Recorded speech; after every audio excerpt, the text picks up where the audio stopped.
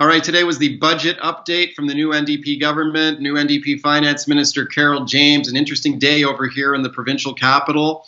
Carol James, first time as Finance Minister presenting any sort of budget, and she told a couple of interesting personal stories. She mentioned how she had been raised by grandparents who did not have a lot of money. She told an interesting story about when she was a kid. She used to be embarrassed when her grandmother asked her to hang up plastic bags on the clothesline next to the clothes to dry them out so they could use them again.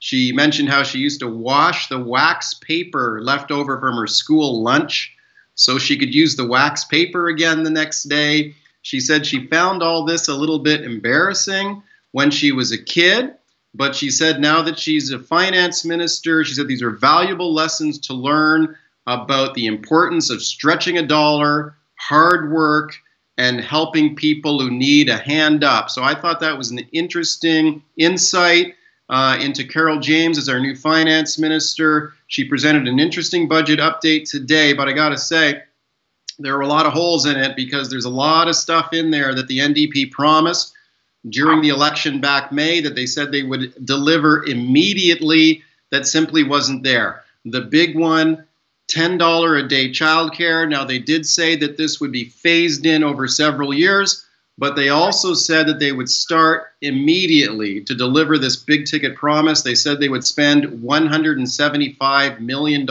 in this fiscal year on that promise. There was nothing in there today.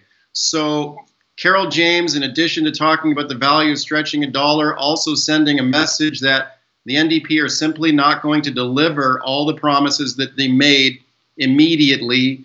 The message to her supporters and to stakeholders was wait, it's going to take longer.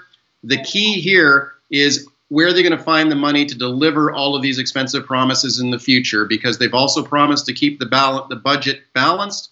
Next February, that will be the first full budget under this government. We'll see if it's still balanced or if the government's going to go into deficit to finally deliver these big ticket items. Stay tuned.